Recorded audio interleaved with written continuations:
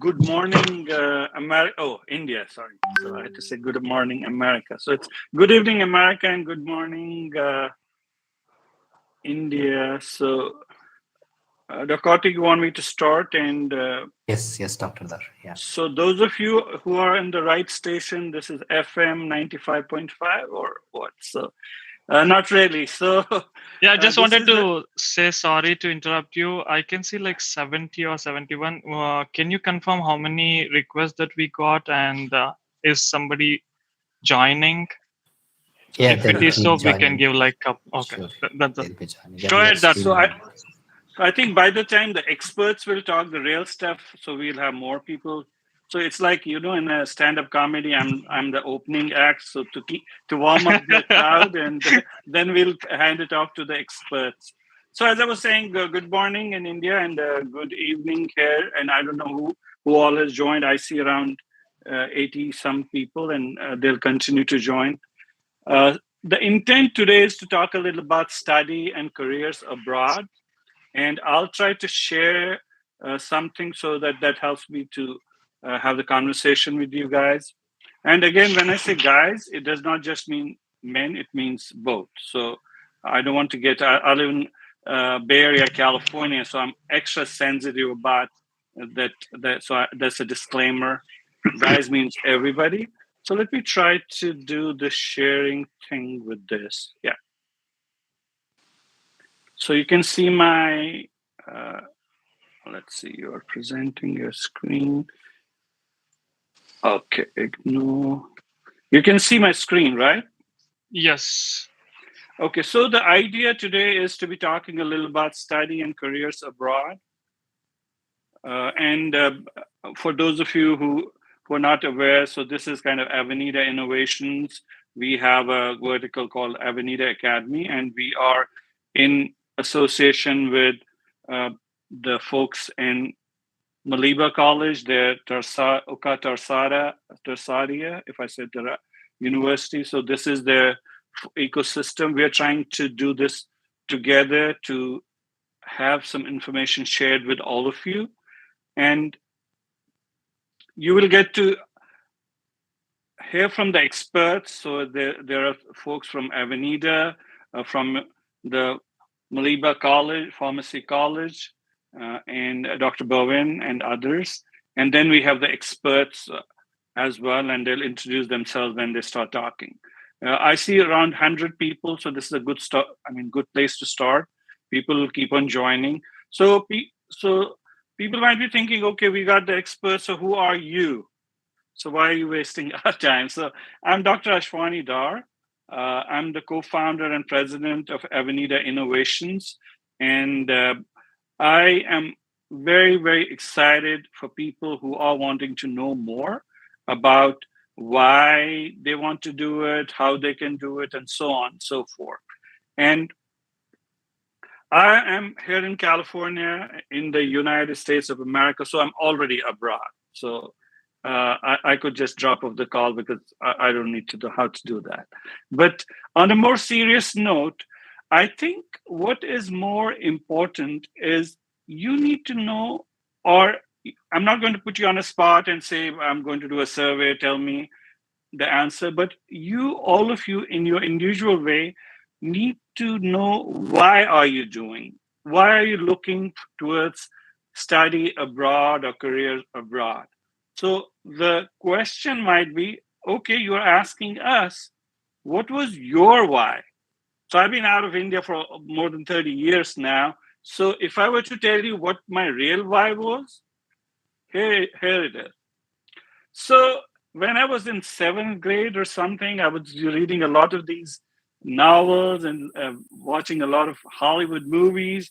And I would always read about this guy with air through his hair and on a convertible Mustang going across Golden Gate Bridge in California. So I thought, I'm going to do that someday. So that was my why. So I've driven a lot of Mustangs, been on Golden Gate, which is just 30 miles from where I live. But though I've lost my hair along the way, so there's no air going through the hair anyway. But on a serious note, what is your why? Why are you looking, or why are you trying to explore the possibilities? And there's no right or wrong reason for it. There could be several reasons for why you are trying to do this. It could be that you want to see the world. You want to consider to study abroad for the opportunity to see the world, get out of where you are today. You've seen enough Bollywood movies or Hollywood movies. You want to see those places. You want to be there just to see the rest of the world.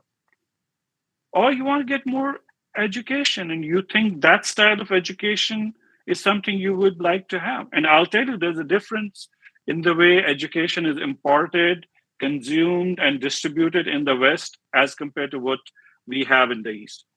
Nothing is right or wrong. I'm just saying they're different. Then your driver could be career opportunities. I'll tell you, when I don't want to date stamp myself as a fossil or something, but when I was in India, the opportunities were different. I mean, I don't want to say they were limited, even if you want to say that. But now India is a different place. I was in India this December, I guess, after 12 years.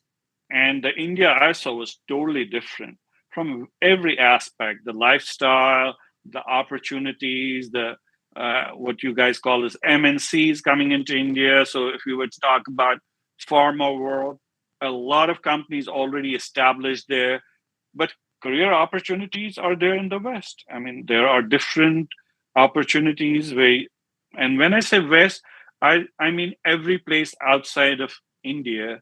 I have to be careful when I say only West. I mean, Australia is not West, but it is West. So let's call them overseas opportunities. So the career opportunities might be your other driver, that I want to do this, and that career opportunity is in the West. It could also be personal development. You think that you could do something, or you have a talent which needs the fertile soil of someplace else. I don't mean geography, but I mean the prospect of being able to do things which are very different than what you have till now got an education for. Finding new interests. I don't mean hobbies, those could be as well, but when I mean new interests is, I can give you my own example. So I have been a practicing physician. Then I went into the corporate world in healthcare IT, totally different. The transition, painful, but rewarding. And then I went into startups. Now I'm in a lot of other things. And now I'm also doing talking to you people. And along the way, if you were to ask me how the journey has been, I would say fantastic. I would love a lot of others, young people like you, to step out and look for other interests. You got your education in pharma, look for totally different, go to health informatics. And one of the experts is in that area. What I'm trying to say, that new interest could be your personal interest, your educational interest, your career interest. You could be doing totally, totally different things. Because I can speak for America, the US of A. You are your own limiter. I can get up and say, I want to be doing this. I want to start coding or learn Python or whatever. So that is the opportunity this outside of India. I speak from my experience that when I say different interests, I mean, you could say, today I want to do this. I want to go and explore. I want to go to pharmacogenomics. I want to go pharmacokinetics. In fact, I recently, Dr. Karthik and I spoke with somebody who is pursuing that in Florida, and interesting and amazing stories to tell. So when I say in new interests, that could be your thing, that you want to explore something different. You heard about it, you found on the Google, but you think that that is of interest to you. And you might want to make new connections. When I say new friends, yes, that could be friends as in friendships and relationships, but new connections. I'll give you an example. We were in, I don't want to name names and kind of tell people then be after them, sell your patent to me or whatever. So we met some people in Andhra who had absolutely fantastic ideas, and some of them pitched it to us, and we are working on some of those to take that to the next level. So that is the new connection. So I was a new connection for them to pitch their ideas, which probably does not happen in a regular Pharm D college. And we had ideas which are like real and which can happen. We I had ideas pitched which would take $1 billion, robotics, and also what I'm trying to say that you could have talent and you could have a proposition in your mind, and to fulfill that you might need think that you need to know more about it, get that education, work in that area, that's a career, and then make the connections and the network and do other things, new things, what you wanted to do. So, what are we trying to do? So, where does Avenida come in? What Avenida can do for you is to be a companion in your aspiration of this study and careers abroad. When we were say aspiration and companion, what does that mean? We are never going to say that this cannot happen, because if you look at the logo of Avenida Academy, it says all things possible, and we do believe in that, and we do mean that. So aspirational things are some things which are not happening today in your career, in your study program, but you aspire to do that. So we want to be the companions along the way. When we say companion, one is companion just to give you the moral support and say, okay, you're going to be okay. And the second companion is a well-informed companion who can help you achieve your goals, and who also have the understanding that there are steps to going and getting education abroad. It's not that most of you have already your bags packed and are at the airport, but where are you heading? Is this the right fit for what you want to do as masters, or what do you do after that? And then there's the logistics of that. You got admitted to a college or a school. So school means college, so pardon my kind of translation of that. So you have been admitted to a school. What happens next? The visa part, the education, the the the travel part. You arrive in a place. Is there somebody you can rely on to help you as you take your wings? The best thing to, or the best way to do that, we discuss this a lot. I mean, me telling you has some value from an aspirational aspect, but what we thought that the best way is if you listen to our experts. Experts are human beings. They're not like something like rocket scientists, or maybe one or two are, but what they are basically are who have been there, done that, and can now speak to it, their journey, what to do, and also what not to do, and what to watch for, and what, it's like me going to some place and somebody tell me, don't take the left turn because that doesn't lead anywhere. Take the next exit and you'll arrive there. So that is what we mean by experts. And there's no kind of a degree that they've done this and now they're experts. Experts by their experience, experts at having driven on that road, and experts at who are willing to share. There are a lot of people who have been and have done that, but there are not many people who want to spend their, in some cases, I think one of them is already 2 hours ahead, like almost 10 p.m. on a Saturday night, get on a call and share. So I want to thank them for doing that. And I know most of you will be doing that.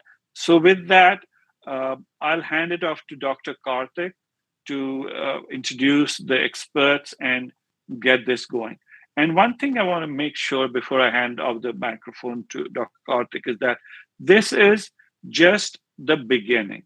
You don't have to think that this is a one time we spoke and then that is it. No, it is an ongoing companionship, partnership of helping you make the decision if a course or a master's or any program you are thinking about, is that a good fit, and how to go about it. So, Dr. Karthik, thank you for the opportunity. I will stop sharing and let you take it from there. Yeah. Thank you, Dr. Dar, Dr. Bavin, and all the participants, and especially our experts. So I am Karthik, CEO and co-founder of Avenida Innovations. There are 3 or 4 questions which I come across very frequently, almost on a daily basis, and one of those is, "We want to go abroad. Can you guide?" So this question I face almost every day when I wake up in the morning and see my phone. If I have 4 messages, one of them will be asking for guidance for career abroad. So we were helping students individually, and in the process, because I have not been there, I don't think I'm the right person to talk. So I used to connect them with my friends, seniors, juniors, whoever are abroad. And most of the time, I made those connections with Bhavani, Akshay, Shreya, and few others. So none of them denied. And at certain point, they said, "You don't have to ask us. If somebody needs guidance, you feel free to share our contact number. Not even the email ID. You can directly reach out to them on their phone." So thank you for that. Now we wanted to do it in a more formal way and provide end-to-end service. So I'll share my screen and show website just for a moment. So all of you can uh, see our website. It is avenidapro.com. Can you see the screen? So you can go to the entire parts of website.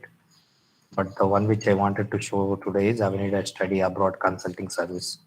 And as Dr. Tar was mentioning, we want to be your companion and connect you with experts who have been there and done that. We don't want you to connect with people who are in India and telling you what should you do to go abroad and what should you do after going there. So we offer all this. So basically, we will help you identify the right course, college, and how to go through that course, admission process, visa process, where to stay, how to prepare yourself, what to do, what not, and many other things. And as Dr. Dar was saying, today is just the beginning.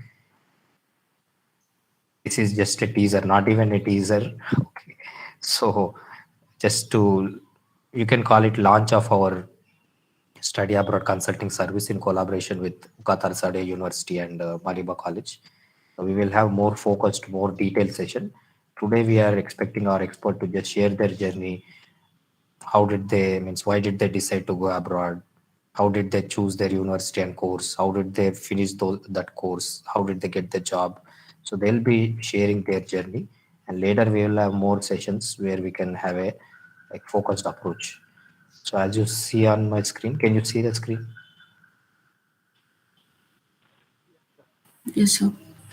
So we have Dr. Neha from UK. She will join in the other webinar later. So we have Parshav from USA, Nimin from Canada, Shreya from USA, Ashraf from Canada, Praveen from Australia, Najib from Canada, and we are going to add Aditya and Kishore from Ireland, and few people from other countries as well. So these are the people who we know very well. So we generally would like to connect with people whom we know well as a person and also as a professional, so that they give you best possible information, and based on that you can decide. So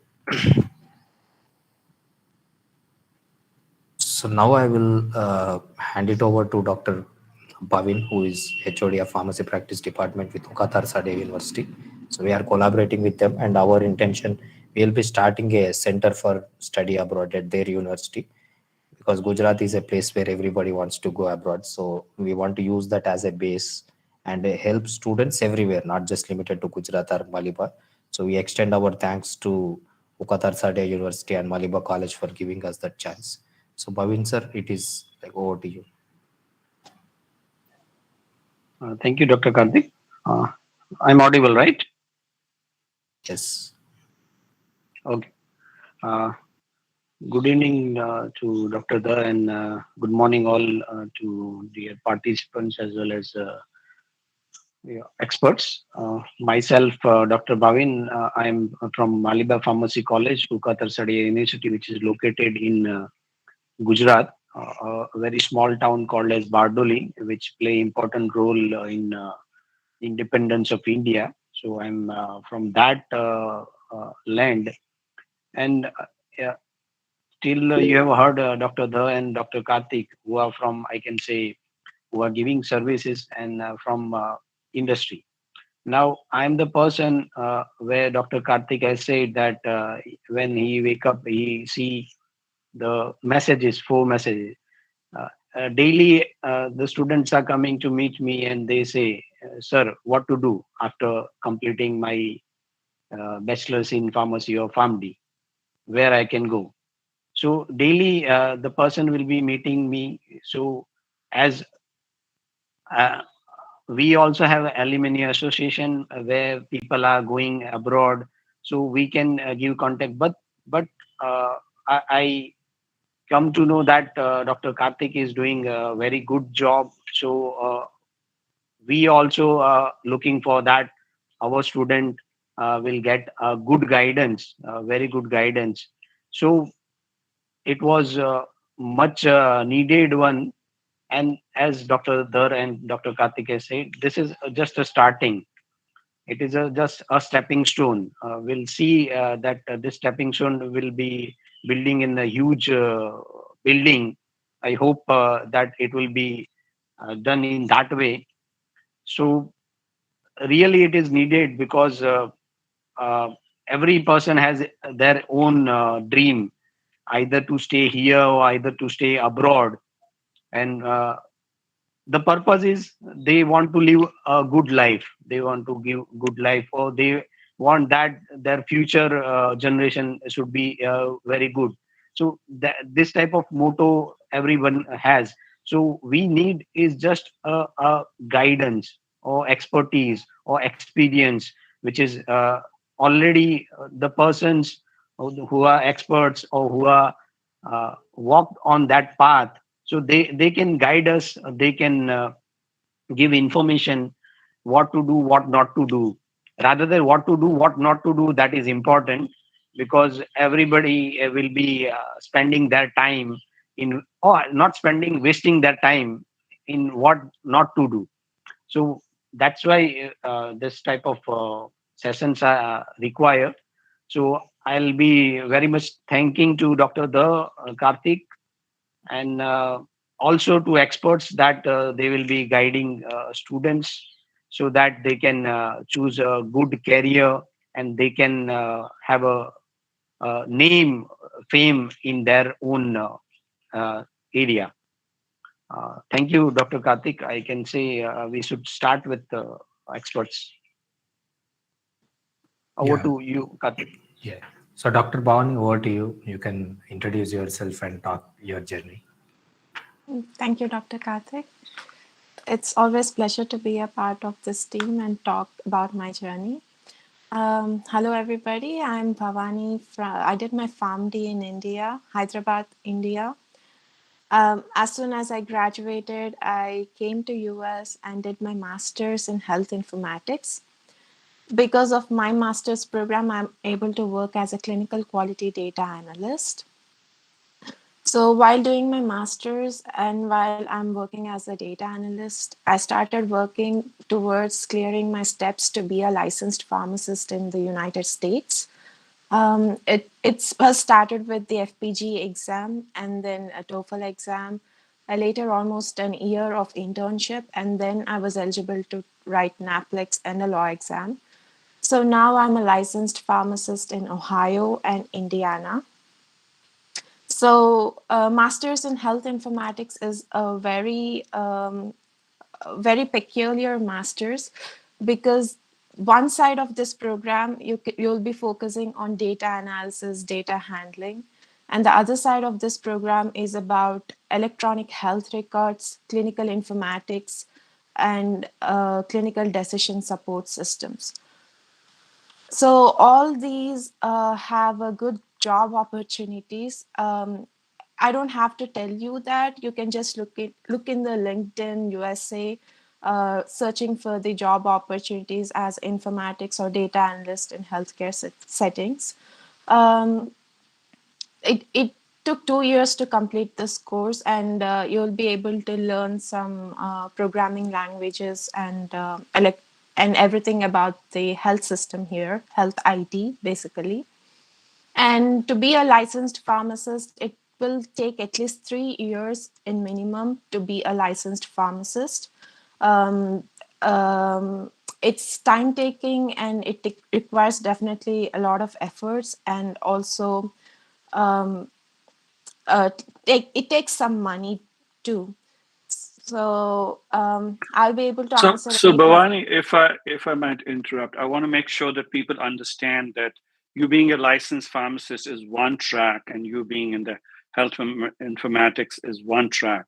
So Yeah. for people who just want to go to health informatics, they don't need to do the being a licensed pharmacist as well. I think because Bhavani is an overachiever, she wants to do everything. So I just want to make sure. And even in health informatics, you can take different tracks as so why so health informatics. I'm talking from a kind of, I don't want to say authority, because I have a postgrad degree in medical informatics and I worked in the healthcare IT world for a long time. And what Bhavani was mentioning, that you have the advantage of having the healthcare background or health or clinical slash healthcare understanding from your PharmD background, and then you get at the crossroads of healthcare and IT, and there you may want to do some language and all, which you don't need to if you don't want to, but you can continue once you've done this degree. You can work in the EMR or healthcare IT industry. You can Google Epic, Cerner,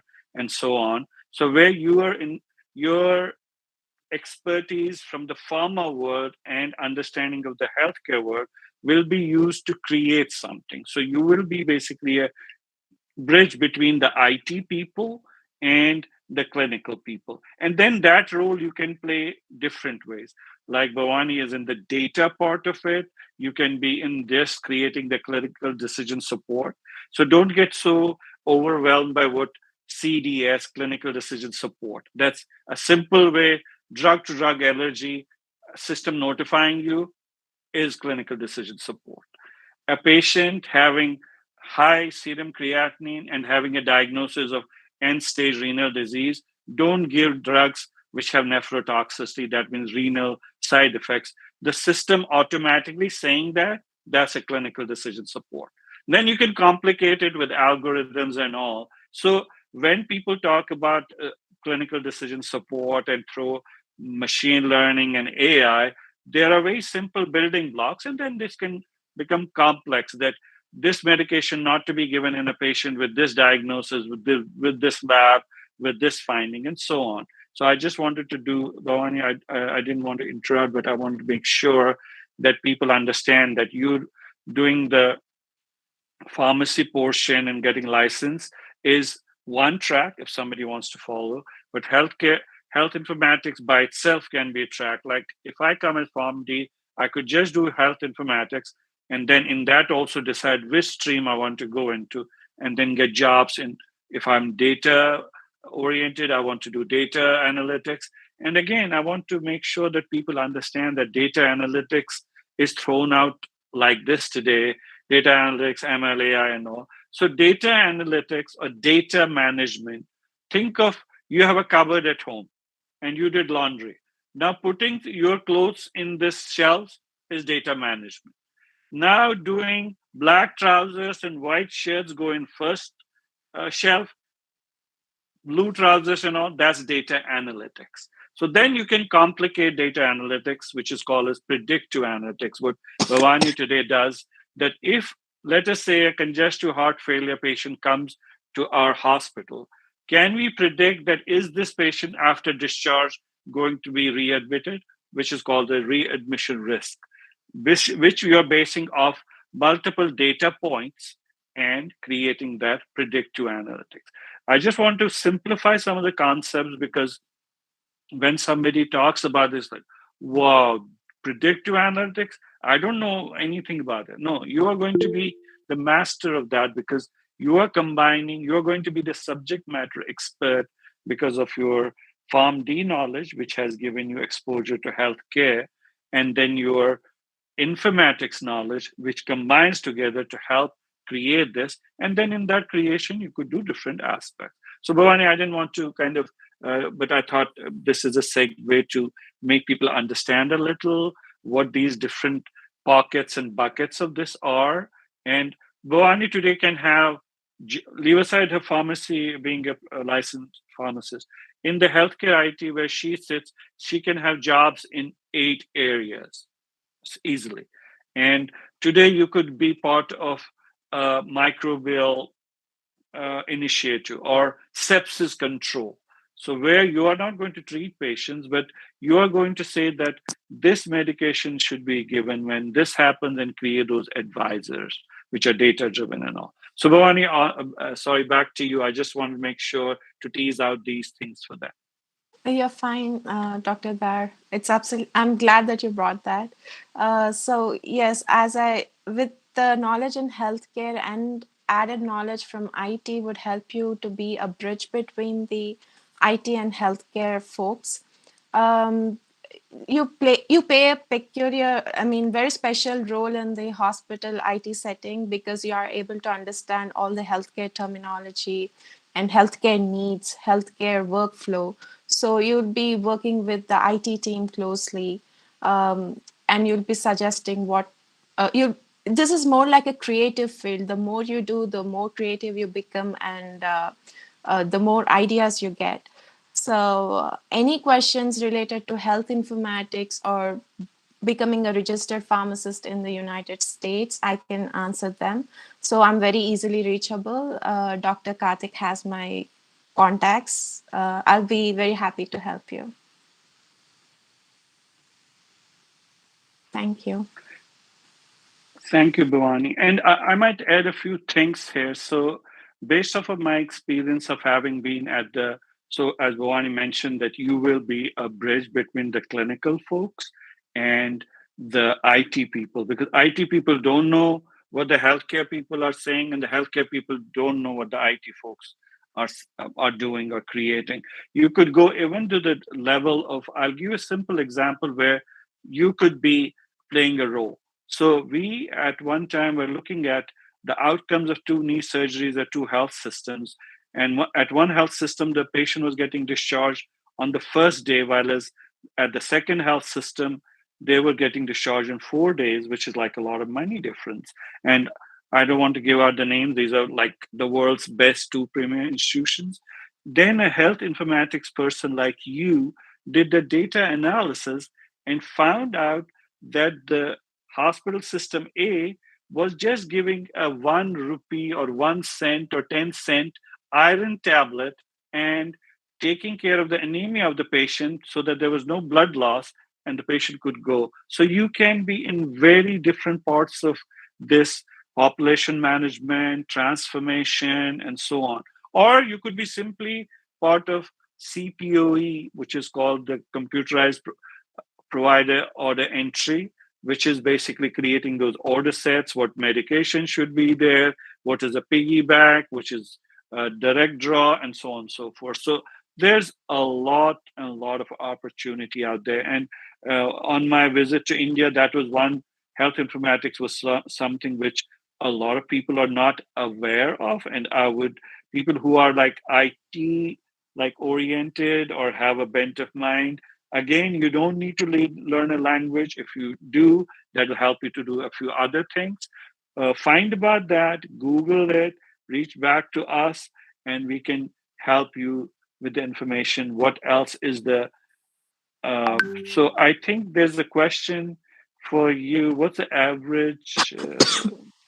Let me try to read. So, what's the average amount to pay tuition fees in healthcare informatics in USA? So, I think I'll preface that it depends which school you go to and which program you do, but I'll let Bhavani talk a little more about it. Yeah, it depends upon which school you go mainly. And the school that I went was IUPUI, Indiana University, Purdue University. It costed me around $18,000 and with scholarship. So I think, Bhavani, I want to ask you something because I'll help drive some of the questioning here. Is that let us say I'm a student coming from India and then I enroll for the tuition fees. do I need to have the tuition fee for the whole education, or there is an opportunity for me for after earning a few credits to be doing work internally? Tell us a little about that. Um, yeah, because of the visa, while we are going to visa interview, we should be able to show them we are taking care of the tuition fees. So it is the first step for the coming to US. Like we should be able to show them that all the expenses are covered by ourselves. So that is like showing that you have the financial capability to pay for your tuition. But what I was trying to ask is that what have you seen as the opportunity once I come to US and start studying? Are there jobs within the institutions where you can be assistant to somebody, or are those opportunities there so that you do have your financial money, but you could save on something and have this go along a lot? Sure. It again depends upon the university, but definitely we'll be able to get some opportunities like teaching assistant or a research assistant within the university as a part-time. So if you're able to be a part of those jobs, you'll get experience as well as money to support yourself for the rents and food expenses. Yeah. Everything has its disadvantages. We are limited to work only for a few hours in a week. That is about 20 hours in a week. Mm-hmm. So we just have to see on which visa we are on, and we need to satisfy those requirements. And if you, but yeah, as per your question, yeah, we definitely have opportunities to work as a RA or TA, research assistant or a teaching assistant with some financial benefits. And for those of you who have not, who don't know the Western education, your classes are not every day. So it's like when I was new to US, people would say, I have class tomorrow at 4 p.m. and then on Wednesday at 2 a.m. Like not 2 a.m., sorry, 2 p.m. and then another. So there, it's how you kind of get here and then kind of put yourself out there and let people know that you are looking for that TA job and all. So, Bhavani, there's another question here. Is it important to know language programming like Python before going for informatics? It is not necessary to know before going informatics. You will be able to learn about these languages when you get into informatics program. There are no prerequisites for it.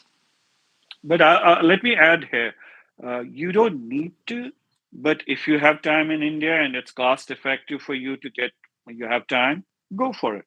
I mean, you will learn another thing. So I would say, as Bhavani mentioned, it's not a required or a prerequisite for you to get admission, but it's good if you have time and you have availability of resources, go get yourself that education. But again, in your work after this, you don't really need to do if you're not going into data analytics or writing, working with different programs and all. So to answer your question, yes, if you want to, it's not required and it's not a prerequisite. And please keep those questions coming between MS and bioinformatics. Okay, So, Dr. that's yeah. Go ahead. Yeah, we'll take the questions towards the end and have other experts also speak. And okay, so before moving to next expert, I have one question for Pawan. So, at what stage of PharmD in India were you thinking about going to US, and when did you make a decision? Okay. Right in the 5th year of my PharmD, I thought I wanted to go to USA just to have. My idea was to have multiple opportunities. I thought I'll have more education. So I while taking the master's program, I looked into several programs, but I wanted to do something different. So US, all the healthcare industry in the US were adapting health IT. So information systems, EHRs were adapting at that time. So I thought this would be a better course for me to pursue. Um, so that I'll have multiple opportunities. Yeah, thank you. So we have, And, yeah, you want to add something? yeah, and and this all research took up to 1 year and 1.5 years. So as soon as you decide that you want to go abroad and pursue higher studies, you should be able to take decision quickly and research as much as possible, because we have to look into every detail like cost, expenses, living area, the university, and the program. So to plan accordingly, it definitely takes time. 1.5 year is at least the minimum time that takes to get into a university or apply to universities. Yeah, thank you, Bhavani. That will help. So for all the participants, if you are looking to go abroad, you should make up your mind around early fifth year so that you will have 2 years of time before you make everything ready. And with our help and Bhavani and other experts, it will not take 1.5 years. Okay. So because she has done it herself, she could not find right kind of guidance. Maybe she took long time. But good thing is she has learned it by herself, and that is true information, not based on what somebody told her. But with our support, the right kind of people, you will not be definitely needing 1.5 year. Maybe we can get it down to 6 months. So we have Shreya. Uh, Shreya, are you here? Who is so? Yeah, she's here. Yeah, and one of our videos is on our YouTube channel is one of the most watched videos. So Shreya, please introduce yourself briefly. Just talk about your experience, and then we'll take. Sure. I also have some slides. I start Okay, presenting. sure.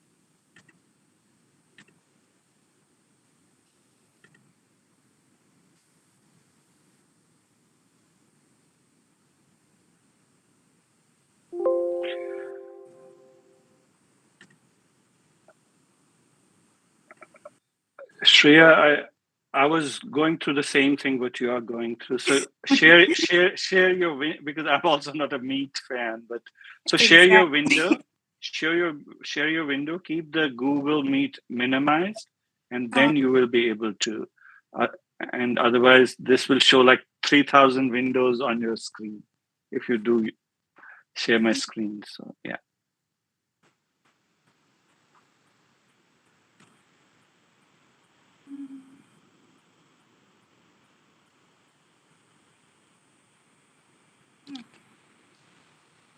No, you'll have to do Windows.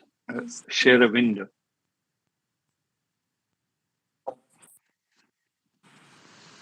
Oh, okay.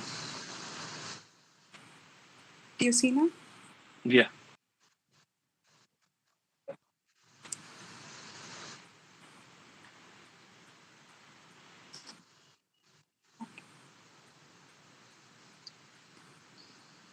Good morning, everyone, and good evening, Dr. The and co-experts in the US. My name is Shreya Sangam. I'm a scientist at Harvard Medical School and Harvard affiliated Brigham and Women's Hospital in USA. I'm delighted to be a part of this session, sharing the platform with visionaries who are keen on improving opportunities for PharmD students. I might be familiar to some of you who have attended my talk previously or heard my talk on YouTube on career guidance in USA for PharmD students. I'm excited to talk to aspiring PharmD students today who are attending this session instead of taking a break on Sunday morning. I appreciate you all.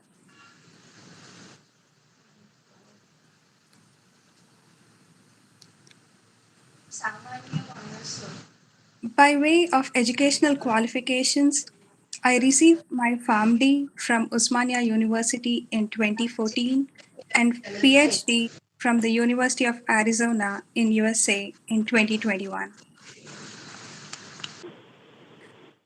I enrolled for PharmD in 2008, which is more than a decade ago. I am a part of the first batch of PharmD in India. I would like to emphasize first batch because people looked up to us as pathfinders as they were curious in what we would end up doing after graduation. So the obvious question was, what would the first batch of students do after PharmD in India?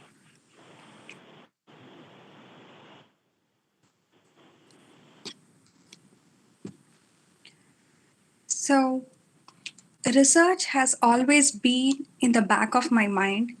And when I was in the fifth year of PharmD, I led a study on stroke patients and published papers out of this work. I should say that this has been the defining moment of my career when I made up my mind to pursue PhD after PharmD. I used to enjoy research work so much that I resolved that I would um, pursue scientific research after PhD. So, in the fifth year of PharmD, I started taking steps towards um, getting into PhD. Before looking at options abroad, I also considered India and I looked at various research institutes where people could recruit PharmD students. And being a part of the first batch, there were not many opportunities and not much scope. And when I started to do more and more of groundwork, I was highly interested in the ongoing research in USA because US was like a epicenter for highly scientific, groundbreaking, and top-notch research. I was so interested in the current research that was going related to pharmacogenomics or gene editing tools or uh, clinical translational sciences and therapeutics, molecular pharmacology, whatnot, and even pharmacometrics. There were many avenues where one could take a path towards their own area of interest. So I made up my mind to look at PhD programs in USA. If you ask me why did I consider USA in comparison to other countries such as Canada or UK, I was attracted to US because of the plethora of research avenues and opportunities as well as programs. And PhD programs in US are also more structured compared to other countries. And they're of high value. Even a moderate university in US has has great infrastructure and research opportunities to offer. This is one of the biggest advantages if you pursue PhD in USA. And it's not surprising that US stands first in research.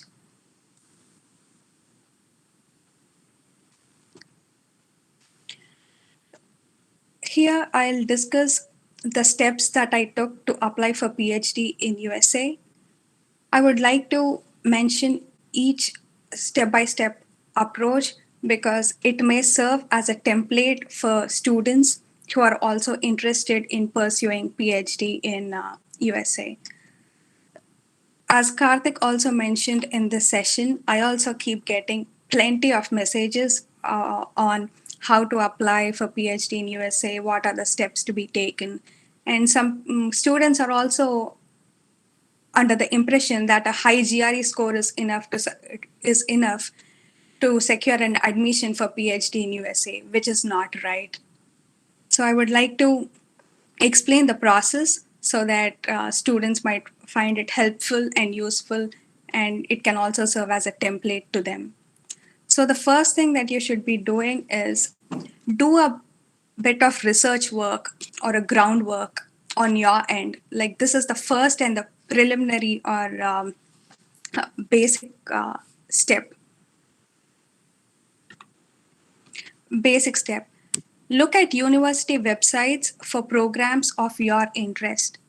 Look at the ongoing research, look at the current research that is going, whether you're interested in cancer or cardiovascular research or pulmonary diseases, or it can also be pharmacogenomics, pharmacometrics, anything. It is important to do basic groundwork on your end so that you get an idea of what you can better refine your interests if you look at the current research that is going on in the universities. Next, also look at the funding opportunities when you also browse through the programs on university websites if students are offered sufficient funding in the form of stipends or assistantships. And then when you do this process, also make a note or shortlist programs which are of your interest. In this way, it will better help you tailor your application process.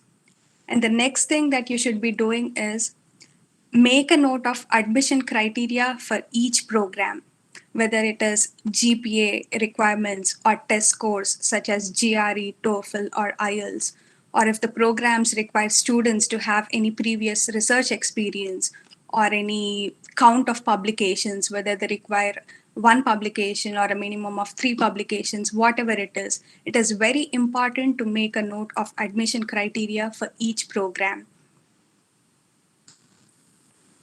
And next, after you make a note of admission criteria, you should start preparing your application contents or application package. You cannot submit one centralized application to all programs. It's important that you tailor your application for each program. If you're applying for a program in pharmacometrics, you cannot use the same application or use the same personal statement to apply for a program in pharmacotherapeutics. So it is important to get your application contents ready. That is official transcripts, taking tests, and also getting letters of recommendation from your professors. Tell them in advance that you need those letters and it is important for your PhD admission. And work on your personal statement. Personal statement or statement of purpose is a letter where you can state why you are interested in that particular program.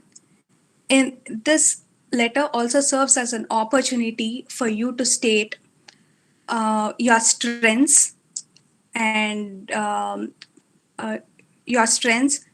also talk about how you would be a benefit to that program, and also work on your CV.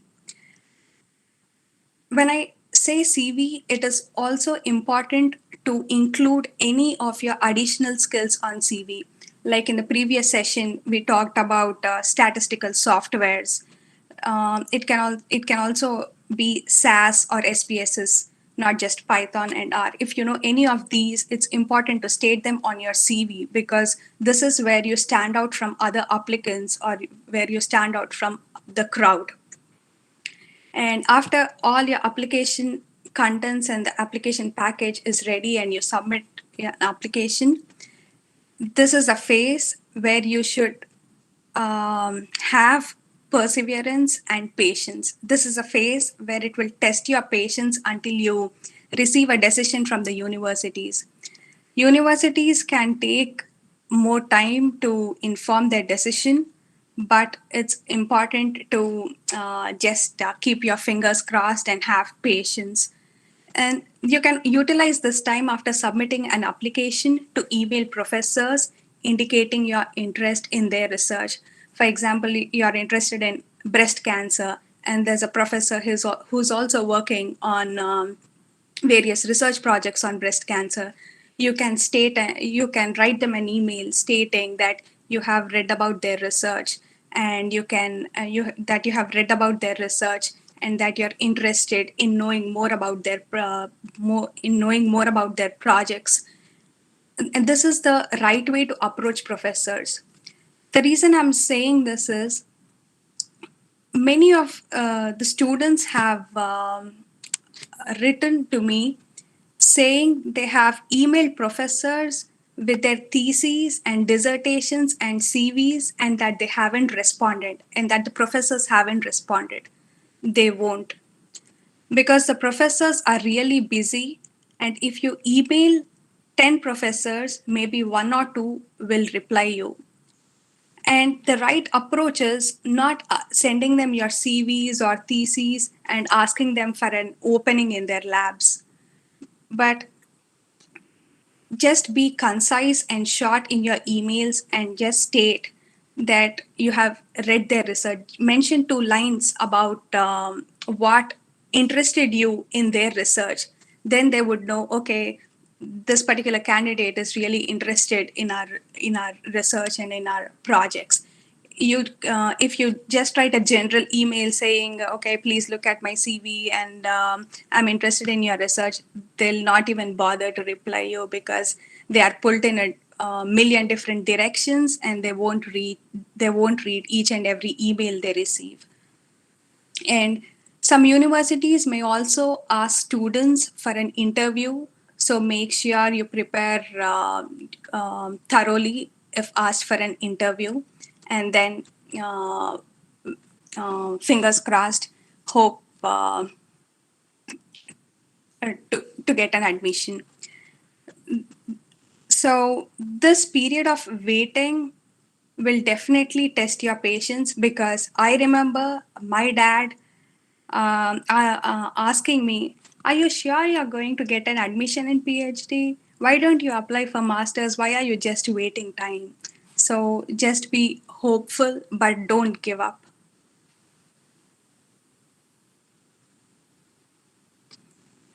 So I applied to many different universities, and University of Arizona had clinical translational sciences. This was a program of my choice. This was a program of my top choice. If you ask me what is clinical translational sciences, clinical translational sciences is translating laboratory discoveries from bench to bedside. Like, you translate the discoveries that are made in the lab to patients at the bedside. It is basically bench to bedside approach, where your discoveries can have impact on patients in clinics. This is what clinical translational sciences means. I like my research to have a direct impact on patients, and that is one of the main reasons that I chose this program. And I should say that my PhD journey has been the highest period of learning in my life. Every day has been a period of great learning. Every day I got to learn something new, whether it was skills or designing new experiments or hypotheses or many different things. And the main idea behind pursuing scientific research is I was more interested in designing and innovating medical therapies and solutions to manage diseases. We all know medicines have the potential to cure diseases, but there is also so much fun doing research in designing and innovating those medical solutions and therapies as well. And so, as I said, this period has been like an highest learning period in my life. And I got to learn a great deal in my PhD journey. I also got many awards during my PhD journey. So the only thing that I would tell people who are interested in doing a PhD is it's important to be very laser focused and razor sharp. It's not like a short term commitment. It will take at least 5 years of your life, but the result is definitely rewarding, is what I would say. I got an opportunity to present my research work at different international and national platforms. I was also fortunate to receive intramural and extramural funding for my research work from American Heart Association. I am also a member of various professional organizations such as American Heart Association, American Thoracic Society, Pulmonary Vascular Research Institute, and graduate women in STEM courses. So I will not take much of your time, but I'll be happy to answer any questions that you have further. And I just want to mention that during my PhD, I was involved in cardiovascular and pulmonary vascular research. I worked on a cardiopulmonary disease known as pulmonary hypertension, where increase in blood pressure in pulmonary arteries that carry blood from the heart to the lungs leads to right heart failure and death. This is a rare disease that has no cure, and I was in, and my research project involved investigating a, investigating the role of a gene which was directly associated with this disease. And my research work helped in identifying new mechanisms that lead to disease management. And post PhD, I was in a dilemma whether to go into industry or choose a job in academia. And then I thought of taking up a position if I get in premier institutions in academia. I was fortunate enough to get my first job after PharmD at Harvard University. And right now, my research work is also involved in the Department of Cardiovascular Medicine. And I'm very happy and blessed that I came a long way from India to Harvard University in the US. Thank you. And I'll be happy to take any questions at the end of this session.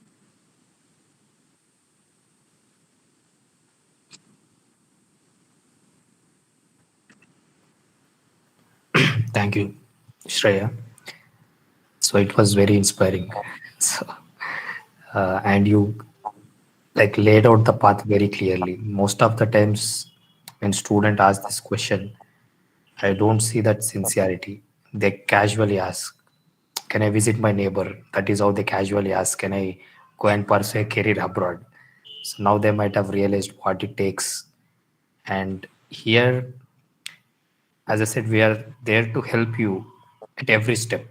But ultimately, you will be driving that show. Means this message is to all the participants and not expect Avnita to do everything for you if you put some money. That is not going to happen. And that is how we wish to be different from any other consulting service. For example, when she said you write that personal letter, I don't know if I recollect that name properly, you should not be asking, yes, you should not be asking me to write that letter for you. So ultimately, you should know your interest. You should do little background research and you write it. Maybe we will help it make it better. Okay.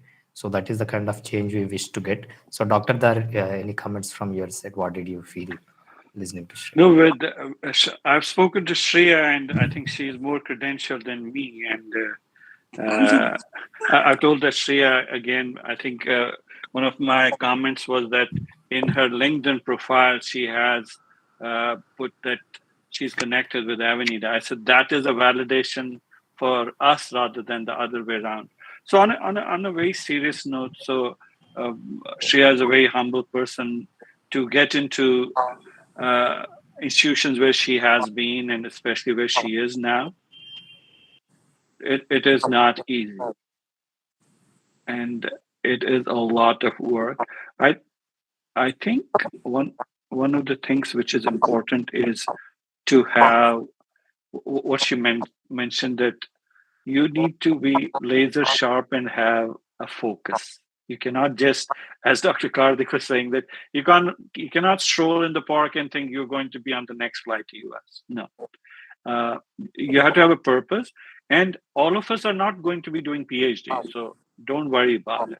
I mean, there are there are Shreyas, and then there are people like me also, so don't worry about it. So it's okay that we are not top of the class. What I'm trying to say, that there's an opportunity for everybody. I don't want you to be overwhelmed by Shreya's.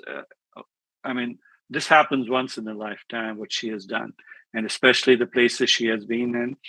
And I know in US, I've just done a small course at Harvard. It's a prestigious place to be. I mean, most of you know that. So I want to congratulate her on her achievements. So on a very different note, I think I see a few question streams, and I'll let uh, the other experts speak, and then we'll get back to it. What I want to emphasize is there's not a 0 and a 100. There are things in between, and that is what we need to talk about. And I think somebody did ask, okay, a PhD and this, is there something else? I think that person is like me, okay, PhD seems God, and that seems so. I think I just want to make sure that people understand two things: that it's you who have to drive the car. We can help you. There are people who will tell you which road to avoid, where there's an opportunity. And when Dr. Karthik was mentioning that you are writing a letter, we can help you wordsmith it, but it has to reflect who you are. We can give you pointers and all, but I'm not going to cook your dinner if that's what you are expecting. I means Avenida. We are your pathfinders, where we are your GPS. We have experts to help you, talk to you, kind of put you to bed or whatever, but we cannot drive your car. And I personally don't want to be the backseat driver for you. And if you are, this is the wrong flight for you. If you're expecting somebody's going to package and go, we'll help you, but the drive has to be yours. And because I've been in US, my kids go to US schools and all, getting those letters is a thing. The whole family gets involved here. It's even for an undergrad school. So when Shreya mentioned it, what things, my son has been to law school, though he was admitted to 11 of those, but it's like, I want this one to go to. So what I want to get back to is that it needs a lot of perseverance and staying on the track, because you might get a rejection letter and you don't want to go down the dumps and no, this is not working. You'll have to stay the course.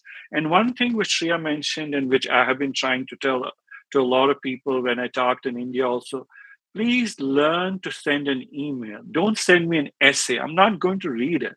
Even in my general conversation, you're sending me an essay. I'm not going to. Tell me who you are. What is this about? What you want from me? 3 bullet points. I don't have the time. I want to help you, but people who are doing work don't have time. So spend some time, and we are going to be doing this at Avenida, and we've already started doing some soft skills. How do you write an email to a professor? How do you show the interest and not copy paste their full research paper and say, this is what I read? So I think those are some things to take away from what Shreya said, that it means that you are focused and we can help you. Like Shreya already gave you so many pointers. Start researching. Look at what you want to do. Work on your resume. So CV is an Indian term which you use. So here it's a resume. Resume, put in that you know something while you in your spare time you learn Python or you've done something. Show that, because then I might be having a project where I need somebody who does that. So I'll stop at that and let the experts speak. Thank you, Shreya, and thank you, Bhavani. This is I can tell people that this is information. If I put a dollar amount to this, is like $10,000 to $20,000 information. If you're going to a consultant in US, they will give what bullet points were the first paragraph in 5 meetings.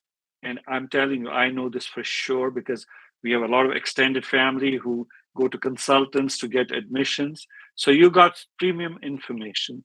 value it and use it. And um, I'll let the next expert speak to it. And Dr. Karthik, I don't know who's the next one Yeah, to speak. Akshay. Akshay. Okay. So yeah. So Akshay, go ahead. I'm here. Hello, good morning, everyone, and good evening, Dr. Dar. It's nice to see you again. Yeah, Akshay, well, So, firstly, I would like to congratulate Shreya. I've never got a chance to talk to her and know about her. It's really great, and I wish you good luck for your future endeavors and future researches. And I also thank Bhavani for giving such a great brief about her journey. So, as Shreya said, that it is not that easy to come here and achieve everything. It's not like overnight success or something. To begin with my journey, it's like I belong to the first batch of PharmD, same as Shreya, 2008 to 2014. But I'm totally different from Shreya. I was not into research. I did not had much of interest in research because I've completed my PharmD and I spent like 6 years of it. And to do the PhD, it will take like 5 to 6 more years. So it was not a cup of cake, and it is not my area of interest. So I thought like I've attended a lot of seminars. As it was a first batch, we don't have a guidance what exactly we have to do, and it was a first course. We don't know what exactly we have to do. I used to attend a lot of seminars where people used to talk that you have a lot of scope after the PharmD. As it is the first batch, once you graduate, you will have a lot of opportunities. The jobs will flow like anything. As you have like 30 students, you're coming out of it and you will get a lot of jobs. So it was totally misguiding, I would say. And once we graduated, we have zero opportunities, I would say. So when I was in this fourth year, I've attended some conferences where they are like expert who are pharmacists in USA. They have given like some guest seminars. Then I know that there is an opportunity of the clinical pharmacist, and for that you need to have a lot of patience and clear all the exams. Then I had a thought. So everyone who did PharmD or everyone who did pharmacy are to be pharmacist, and what exactly the other people do. Suppose if I have like all PharmD graduates become pharmacists, what are the other departments? Who are the graduates that are performing these tasks in other departments within pharmacy? Then I just moved from a different path than pharmacist. Then while I'm digging and doing some research, I came to know like there are other departments, other branches of pharmacy where we have a lot of opportunities. So when I'm digging, I came to know that there are like clinical research, pharmacovigilance, regulatory affairs. There are a lot of different positions and different departments where we can go in. Then I started doing groundwork, and my area of interest was clinical research. Then when I came to know that I don't have any opportunities, I started doing a simultaneous way to go to Canada or US. Then I started with GRE and IELTS preparation, which is the primary thing that everyone should do to pursue their higher degrees or the masters in any other country. So I started my GRE preparations and IELTS. Then the next task is to know what exactly you have to do in masters. Then I took admission in healthcare administration. Uh, I got an admit. It is like I have applied for 5 universities. I got 5 admissions.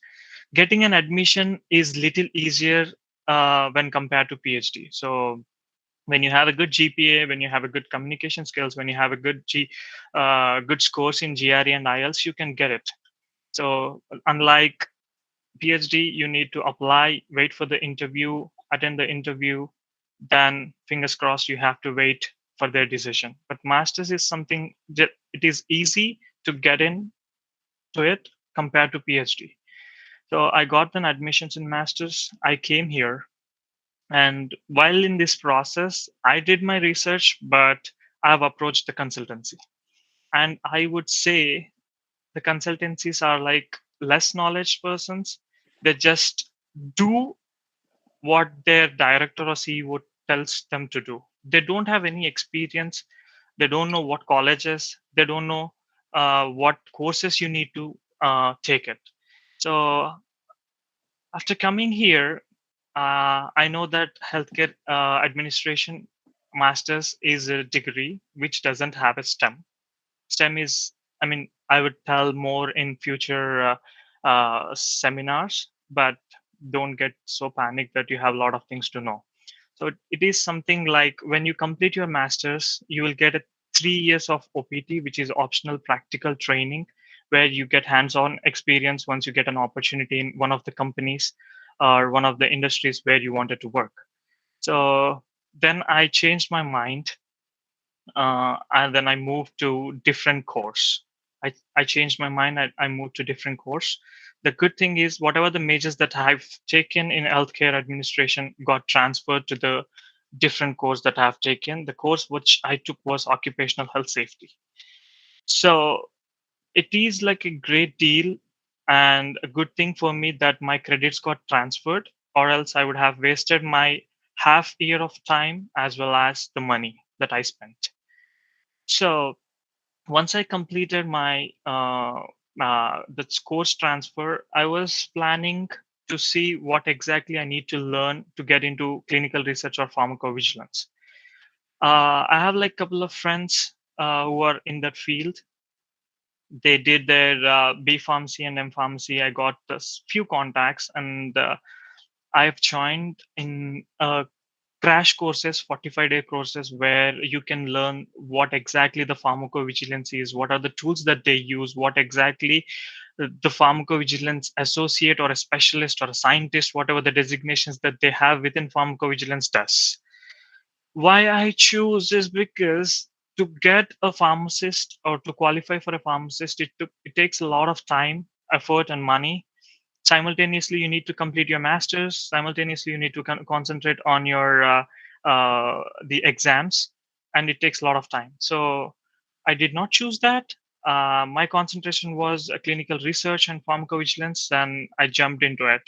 So I would just say that just to work as a pharmacist, you need to clear all these exams. But to get into regulatory affairs or clinical research, clinical data management, or pharmacovigilance, or the other departments, you don't require to be licensed pharmacist. It is not a mandatory thing. Only if you wanted to be a pharmacist or work as a pharmacist, you have to clear all those exams. So, So Akshay, I'm glad you made that comment, because I want people to understand that they don't need to, because one of the downsides of talking to high achievers is that you think that those are the only, like Bhavani has done both tracks. So I want to make sure that people understand that you want to go for it, but it's not required to do jobs as Akshay is talking about, go to regulatory part of pharmaceutical industry or pharmacovigilance part of that. And one thing I want to add, because Akshay is already on that track, that when you are at that stage, Avenida is going to help you there as well. We are looking at with Akshay and others to guide people when they're making that transition from masters to go into pharmacovigilance and all. So we will be doing that as well as a kind of a different part of education part of it. So sorry, Akshay, I didn't want to interrupt, but no, that's fine. This was very important, because I don't want people to think, oh, I have to do this and then do this. No, these are two different things. You want to do both, you're welcome and do them, but you don't need to. So I'm glad you made that differentiation there. So it is not required, it is not mandatory, but if you qualify, you will have a lot of opportunities. You will be on top. I mean, if you want to go or change the stream or change your mind to work as a pharmacist, you can go there. And within pharmacovigilance, if you have the pharmacy license, you can go into higher positions where you can be a decision maker. It doesn't mean that you cannot make a decision, but if you have a license, if you are qualified or registered pharmacist, then you have like more authority and you can be a key person rather than be assistant or you're taking a decision, your own decisions. Once you're a pharmacist, you will have like an authority and you will be a key person. But just remember that, because everybody is not a topper, everybody is not financially good, everybody is not like very interested to pursue their pharmacist, or everybody has their different situations and different backgrounds and different goals, different aims. So based on that, just decide what exactly you wanted to do, what exactly the path you wanted to choose, and we are here to help. We wanted to help as much as we can, because we did not get any help. It is our own path that we made, it is our own career that we chose. So whatever the careers we are in, whatever the expertise we have in, we are more than happy to help you. And I wouldn't take much of time, so I would thank for this opportunity, and I'm open to any questions. And it's over to you, Karthik.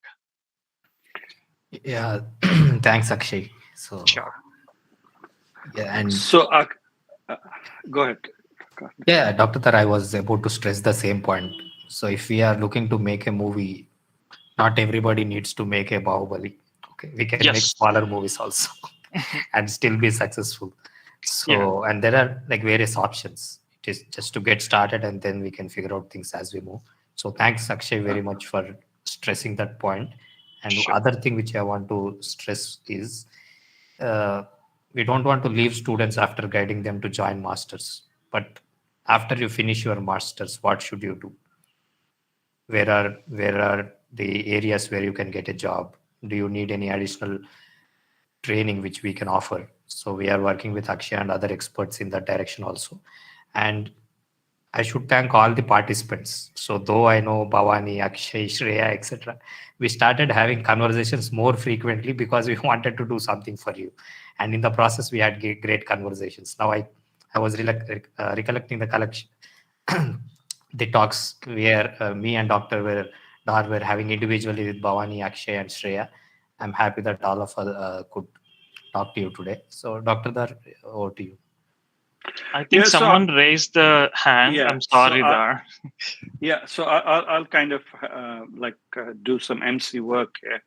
So first of all, actually, this was very helpful because I don't want people to think that you have to kind of, there are different flavors of the ice cream, and it all depends that what you are looking for, what is your, and I see a few people have raised their hands and the questions. So go ahead, you raised a hand, Sia,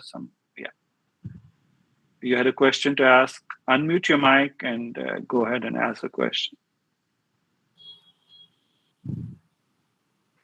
So before anyone asks the questions, I think I have seen a couple of comments in LinkedIn where they have asked like, most of the comments are like, what are the I would say exams that need to be cleared, and what are the documents that is required. To answer that question, I think Bhavani is the expertise, but I would like to mention, to know more about it, just go to nabp.com, where you will have a clear information about the documents that is required and the process that you need. Then it's only for USA. But if you want to pursue or know about the exams that is required for Canada or Australia or New Zealand, go to the respective sites. So you will have more information about it. And one of the most common and Akshay, I just want to say that as we are building this service, we'll have those kind of collaterals available for people so that they don't have to kind of, because we want to make sure that as like with help from you, Bhavani and Shreya and others, that we have good information. I don't want to make Google doctors out of people and start treating themselves. So I think we will do that, and we will kind of create a repository of these informations and then validate so that people know that this is good information. I think I saw a few questions about, can I know the future masters in physician assistant program? I don't think there's a masters in physician assistant program, but so Akshay, you have some knowledge about that, because physician assistant program is a different program where you work as a physician assistant, and there are different licensing in US where you could just treat a patient, or you could treat a patient under the supervision. And then some health systems have, you can prescribe up to Schedule 2 medications and so on. Akshay, you have anything to share on the PA portion? I think you have Physician covered, assistant. I mean, you have given the overall hierarchy, what exactly the physician assistant does. And as of my knowledge, and I believe that you cannot directly treat, and you have to be under the supervision of your physician. So I'm not really sure what is the course structure that is there for physician assistant, but I would definitely look into it, and I'll give you and provide you more information on that. So let me talk a little about the physician assistant program. Is an allied health kind of a program, and different states have different licensing, so to say. So one of the things, I think this is a good segue into talking a little about people who are thinking of doing being physician assistant and all. In the US of A, different states have different criteria for these services. As Akshay mentioned, there are places where you have to be, PA has to be under the supervision, and then some states allow you to individually see patients, but not to prescribe, or prescribe only A, B, C, D, not up to Schedule 2 and all. So we can help find that more information, but I don't think there's any masters in physician assistant program. And I think the other thing was that, is it okay to get an MHA? You said it doesn't include STEM. MHA does not include STEM. I think somebody is trying to ask what is that? I got the question. I would take that, and I would like to answer. The STEM program is nothing but science, technical, engineering, and management, where if the course that you choose falls under that, you will have an opportunity of 3 years to stay in US and have a practical exposure. And you are more than happy to take if it is the right choice. But there are like a lot of things that you need to consider before choosing that. I think actually there's Dr. a Tarak, related one. question, people asking that if they do a MS and then basically the same OPT thing. So I think you have to explain to them OPT is a visa that lets you stay in the country for X amount of years. And I'm not the expert. I think Akshay and Bhavani can talk from that angle, please. Let me clear it, and after that I will hand over it to Bhavani. So when you apply for a visa, a master's, and when you get an admit, you will get an admit for 2 years of master's program, and the visa will be given to you based on that. But most of the visas are like 5 years. So 5 years, why they will give 5 years when the course is when the course is only 2 years? 5 years is like when you complete your course, it will take like 2 years, and the 3 years is like a training program that the privilege given to us after our masters. But only for few programs you will have like 5 years stay. Though you have 5 years stay, if the program is not in the STEM, you will not be getting that privilege, and you have to leave the country within 3 years. But if it is like a course that has a STEM program, you will get like total 5 years of stay in US and learn and explore all the avenues. And if you would like to add some points, you are more than happy to add it, Bhavani. I think it is pretty much that if you're choosing STEM OPT, you'll get extra 2 years to be on OPT period and plan your career accordingly. But only a few programs are into STEM, and most of the pharmacy related programs are non-STEM. You'll be getting only 1 year of OPT. Yes. And health informatics is a STEM course. So thanks, Bhavani, for adding that health informatics is a STEM course. So basically, in a very naive way, OPT gives you the opportunity to be in the country and look for the job. And once you get the job, then there are other parts to it. Am I Yes, that? yes. Yeah. I mean, once you get an opportunity, everybody has their dream to work in US. And if you want to work in US, it is not like you have a visa and you can stay here, but you need an experience, you need a valid work permit, you need employment authorization, all these legal things that you have to know before getting into it. So this practical training will give you like 2 years extra, where you will get like more experience, and there will be two more chances that you can apply for your H1 and convert your the student visa to work visa. So this is a question somebody like me has asked. Mm-hmm. Is there a possibility to get a job abroad directly without having masters in any country? I So would yes, say yes. If you know President Biden or you know me, those are the only two ways. So so that's wishful thinking. The answer is no, unless you're a person of extreme capability or in an area which can give you what's called an Einstein visa. It's not a joke, but it's a visa, which is like a person of a great capability and. I don't want to miss the opportunity that even Melania got that. So there's a way you could get it. So basically, no, you have to have, yes, if you have, so there are other ways. So let me kind of get into this, but it's not the uh, forum for this, that you could be getting a job in a US company in India and they could transfer you as an employee or L1 or whatever visa. Or you have some capability for which a company in US gives you a job and then sponsors you for a H1 visa, which is like me growing hair again. So that is not possible because if that was the case, everybody would be fishing around for H1 visas and all. So you have to have some kind of an education to go and then look for a job. So I think that is the simplest answer to that. Akshay, keep me honest here? yes. I mean, whatever you said is right, but let me add on to it. So the F1 student visa is a easiest visa compared to H1 visa that you can get. Once you get a F1, you will have like US education, which will add on to your add as a like asset to your profile to get and explore what are the opportunities that you have in US. So here, to be honest, to get a job in US, they will prefer someone who has their US degree.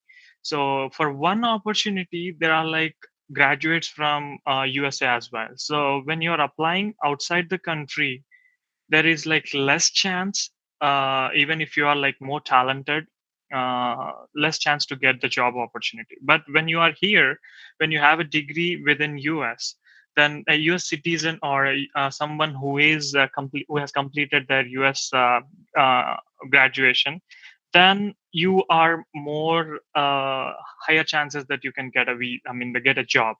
But if you are a Indian graduate and if you wanted to come here, I don't think so. It is a very easy thing that you can get in.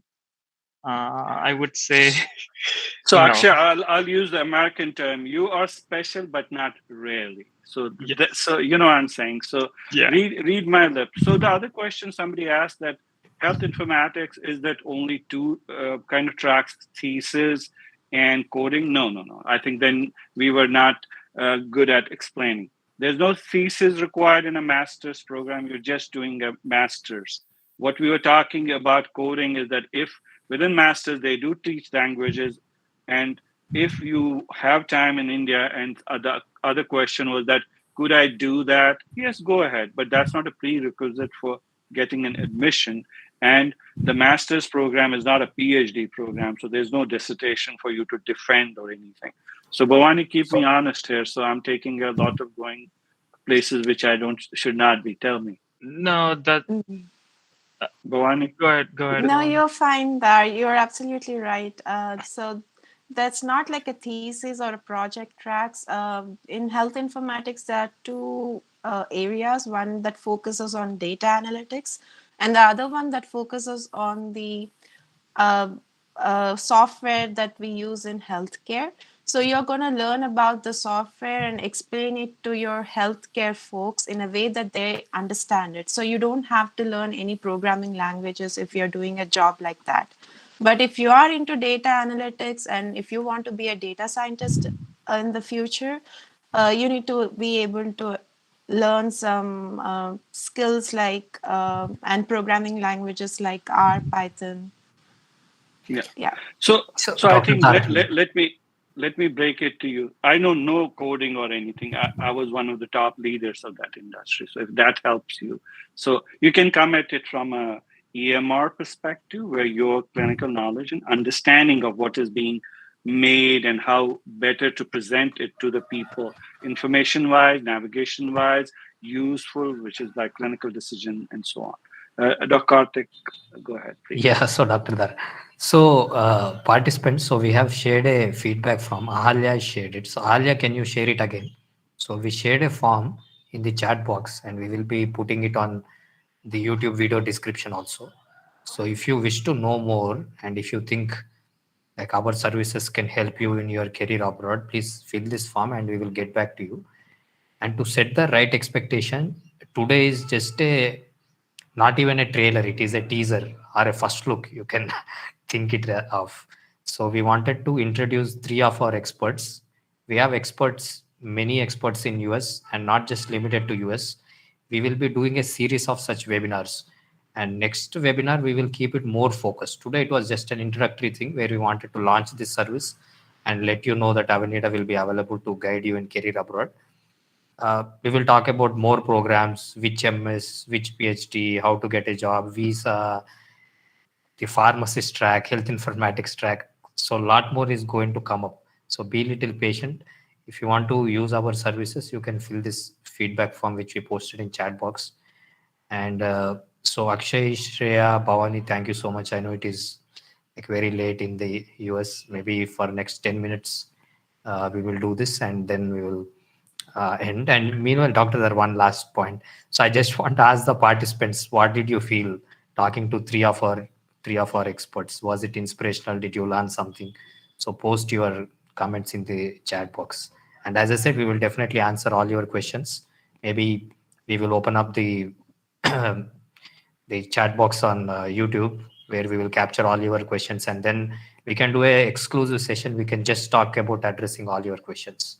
So right now, it's time to appreciate what they have done for us in spite of their busy schedule. So any feedback you can post in the chat box and fill that form. So I want to personally thank the three of you. I mean, I know it's like taking time. I think how we are going to go ahead is three ways. One is that we are going to create swim lanes of the courses to take, then the logistics where people have questions of visa and other things, and then we will also say how to go about it. What's the smart way of going for an education? What's bang for the buck? This is what you wanted. This is what it costs. This is the right way to. How do you make smart decisions? We'll try to. Today was more of a fireside chat, like, hey, how do you do this? As if we met in a party and I have done this. How did you do that? But what I want to emphasize is two things. We will make sure that we are not giving you like information which I just copy paste from Google. It's real people who have done. And I'm glad that some of the people have already started asking, like, what should I pack in my luggage or what? I'm just making it just. But I appreciate the engagement of the people. And Dr. Karthik and we are going to organize this into streams so that specific questions are answered by specific people who have information. And we'll also build collaterals. And as Dr. Karthik said, your feedback will help us to organize and structure the service so that we feed what we know is wanted rather than us going too deep into areas which are of not much use. Dr. Bavin, you wanted to say something. You think this has been what's your like first taste of this multiple flavors of the ice cream? The natural ice cream, is that what Dr. Karthik we had, which is very good in India? Yeah, Natural. naturals. Yeah, that's very, very nice. Yeah. So did you like it? Was it like Naturals or Yeah, Haagen-Dazs or what? yeah, as per what Dr. Karthik has said, it is just a teaser, because I know I am in academics, so student will be asking like uh, what I need to do for visa. From being from Gujarat, many of our students want to get registered there as a registered pharmacist in USA, because they say that it is a white collar job in USA if you become a registered pharmacist. So many students will they want what to do, how to do, and what type of exam. So it will be coming. So it is very good that all three of experts has given a glimpse that these are the opportunities that is available, and then we can go for in detail about each webinar for each section, for pharmacists, Absolutely. for industry, for doing masters, for doing PhDs. So this is, I can say, a very good thing, and I am very much thankful to all the three experts that they have given their experience. So, Dr. Pavin sir, so there is lot of appetite, as you said, in Gujarat and not just limited to Gujarat. When we took registrations for this webinar, we got close to like 700 responses. So, and Yeah, more than half of it are from people who are graduated and in their sixth year. So, I think we should establish a department of abroad studies at your university and get it a proper structure and help everybody with your university as a base. And for all the participants, this is our assurance. We don't want to just do one webinar and leave you in dark. This is just an initial step, and we will address all your questions. And we somebody was saying like you are freshers, you are a little confused, and we are experts. We will definitely help you, Ritu. And somebody was asking, I want to work in clinical research. What is the best master's program to do? So we have all these things in our mind. So as we said, we will come back again. And for updates, you can follow all our social media handles uh, like LinkedIn, Instagram. We will be posting all the updates about the next webinar, etc. And I think most of you might have my contact number. You can see my WhatsApp status also. So we will stay in touch and we will come back to you with one more webinar maybe within March itself. So, Dr. Dar, you want to add some concluding remarks? So I think this has been a great first time, as Dr. Bavin mentioned. There are lots and lots of questions, and obviously, I don't think that is possible, and that's not the right way to go about it. It's like, one, do we have the expertise? Yes. Do we have the understanding that there are so many threads to it? Yes. So we will try to get it more organized in terms of, as I said, different swim lanes, what course, how to do that, and maybe we will also, based on the feedback, start doing a Q&A kind of, I want to do this, how do I do this? That will also drive some of the conversations, passive conversations. It will all depend on your engagement with us for us to answer the questions. Because we, as I said, we don't want to start talking about something which is of not much relevance to the stage where you are at. And please feel free, and as Dr. Karthik mentioned, we'll give this some more structure, have a few more webinars, and on our website have some information which we might keep. We have the technical know-how. Keep it that you have to log in to go and see, and we'll see how we'll kind of have access to that information. And as we talk to Dr. Bavin also, and see if we can have a coordinator of study abroad at locally there to coordinate some of the questions and build that kind of a stream also, so that they can coordinate and show you which person to be talking to or what to do next. So more to come, as they say. Stay tuned. And thank you once again, Bhavani, Akshay, and Shreya. This Sure. has been very, very helpful. At least I came to know a lot of things than what I knew before. And I love the question that, can I just come to US and get a job? Wishful thinking, we'll make it happen.